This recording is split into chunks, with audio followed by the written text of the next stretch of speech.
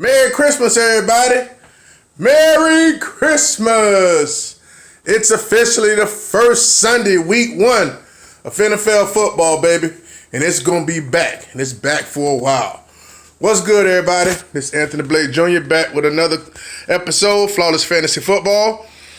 And, decided to shoot y'all my third team. And let y'all know what's going on with that. Again, this is about transparency. A lot of content creators, YouTube, fantasy football content creators, they aren't transparent. They'll talk about what they did, what they drafted, who they had on their team, but you didn't see that. You're just going to go by their word. Me as a person, been listening to fantasy football content and been involved in fantasy football for the longest. I've heard a lot of people say they did this, did that, did this, did that. Never saw anything. Plus, I've heard people contradict themselves as well. Guess what? I ain't really calling nobody out because I ain't in the business doing that, but value transparency. That's what I'm trying to tell you, okay? Because a lot of people don't check people on things that they hit or miss on. And I'm okay with that because when I'm convicted, I'm convicted. I'd rather be wrong, right and wrong by myself than wrong with other people. Or right with other people because I want to use my own head. All right, first off, look here. This is the Megalabowl.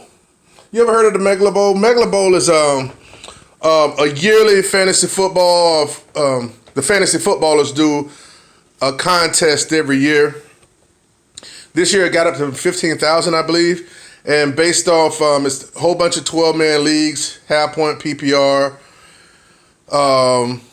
running back, wide receiver, 2 flexes, a tight end, no defenses and kickers. They don't take too kindly to that. So they put it in. They make sure it's 2 flexes. I didn't mind it. We did our draft, and basically you're drafting with people that are I had to sign up. One year, about 5-6 years ago, I was a part of their Patreon for a year. But you have to be a part of the Patreon to play for free. So certain memberships for that. So I signed up for your membership, the lowest one, just to make sure that I was able to play for free. Because that's the only way you can play. But nevertheless, you're playing with people that's part of their Patreon, that's part of their loyal, fan group, in which I'm actually a part of because I like the guys and they're funny and they have great chemistry. So they got the largest fantasy football platform out there. It's not like they need my introduction for my little bit of followers. But guess what? We hard out here. And we stick together. But at the end of the day, I had my draft with them. This was my last draft. And I want to say I was in the middle. So I think I had pick 6 again. I had a lot of pick 6s out of 3. And I had 6, and 11 or 12, 10 or 11. So I had basically had them in the middle twice, and I had a 10 or 11 spot. I can't remember which one it was. But anyway, here's my team. Here's my starting lineup here for week 1. I'm holding the thing this time because I don't feel like using my stand. It's called the Megalabowl. Basically, like I said before, people get down into I guess the top. I'm not. Maybe I might not be saying it right. The top 2 or the top 1 for each team, bracket 12 that wins, they move on and then move on. The playoffs started like week 11, and then it breaks down to a championship in round 16, I believe it is. I'm not too sure. I'm just going out there and doing, handling my business. So it's played off the Sleeper platform on sleeper.com. So you can get the app for that. I got it on the app on one of my phones, but majority of the time I use my laptop. It's more convenient. So here's my team. As you can see, it looks like majority of the teams. You want to know why? Because that's who I'm convicted with. And that's what happened to fell to me. See, that's the thing. I know how to expect when people are going to be there and be comfortable with that pick. First round, I picked Jonathan Taylor, obviously. And second round. Oh, it was three. It's three flex. It's basically you have it's four flexes, right? Four flexes. Well, two flexes. I'm sorry. So you can start running back. You know, and then you start two flexes. So I'm gonna go three running backs first. Okay.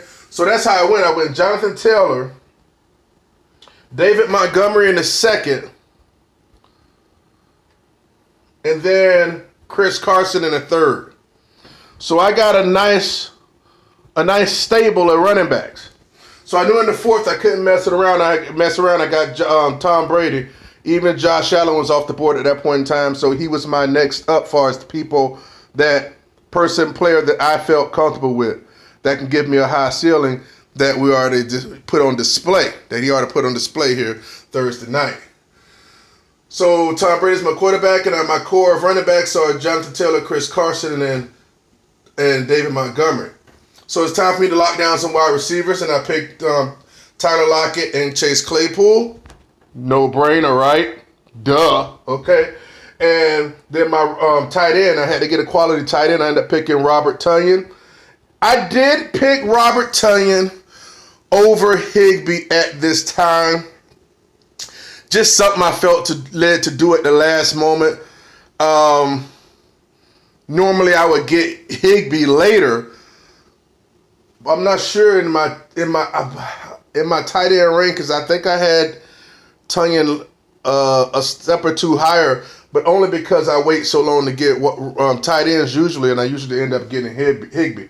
But those are the two that I endorse. People that I've helped coach this year to build up their future fantasy football team, and they know that those are the two guys I value with the highest ceiling, continued breakout potential, and be able to serve their fantasy rosters well.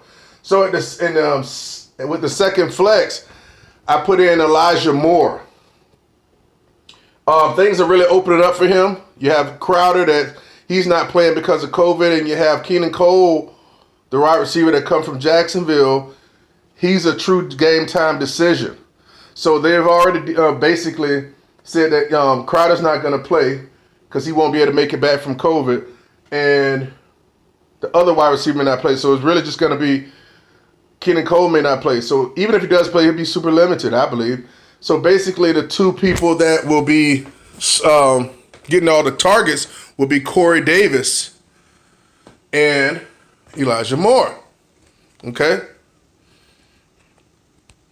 So, and I have Baltimore Ravens defense against Oakland Raiders. Even though they pretty much got the cornerback hurt with an ACL when the same day J.K. Dobbins did. Gus Verrett did. But that's unfortunate. But hey, they're playing Oakland, and I'd rather play them than play Cleveland against Kansas City. That's cutthroat. You don't want no part of that.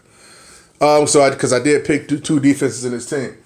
So these people, people I'm playing against here, they're fantasy footballers type. They're I would say they probably know what they're doing more so than others. I'm actually I have a 30% chance of winning this week. Currently, I only had one player playing. He did an awesome game. I'm playing against a tough squad. A couple of players on this team blew up on me Thursday night. You had Godwin and Cooper.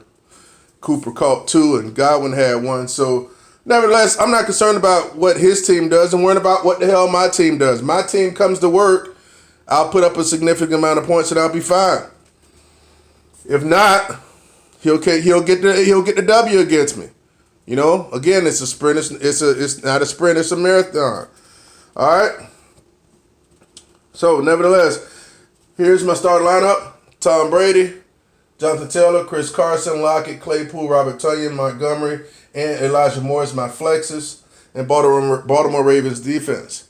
Also, of course, I make sure I have a strong bench of potential league winners: A.J. Dillon, Tony Jones, Ramondre Stevenson, Gabriel Davis, and Jerry McKinnon.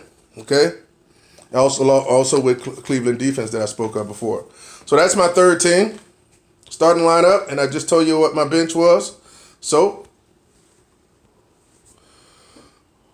It's on record, so I can never, I can never say or never have anybody say, "Oh, you didn't have these players." Yes, the hell I did. Don't make me take a screenshot and put it on the screen as well, on the vid. All right. So good luck today. I might talk about my best ball team that I put up, but I did a best ball draft as well. But if anybody played best ball, this was my first time doing it. I might actually make a video about it because I enjoyed it. I really did enjoy it. You basically you're picking 21 rounds, and the system puts in your best players. Your 2 best players are running back, 2 best players are wide receivers, and things like that, and whatever best quarterback you have, and it generates your best lineup going up against the 12 people that you're in the league with. And basically it's accumulation of points, and it's like a standings or some type of thing, and who's ever on top, that's who wins. So I did a $20 bet with that or whatever. I say $20 bet, but $20 join the group. I think I got an awesome ass team, to be totally honest with you, and I'll explain my dynamics later. But yeah, that's my team right there. In the Megalabowl, Fantasy Football's Megalabowl on Sleeper.com. Look at it. Look how sweet it is. Hey man, thanks for appreciate y'all for watching my video. I like this around about this 11 minute mark. Try to keep them all that way nowadays, you know what I'm saying? So keep y'all attention and stuff. That's it. Flawless Fantasy Football. Like, comment, subscribe. I hope you appreciate the transparency. Try to incorporate that in your lives a little bit. Yeah, look at that. Let me stop playing. Peace out. Later.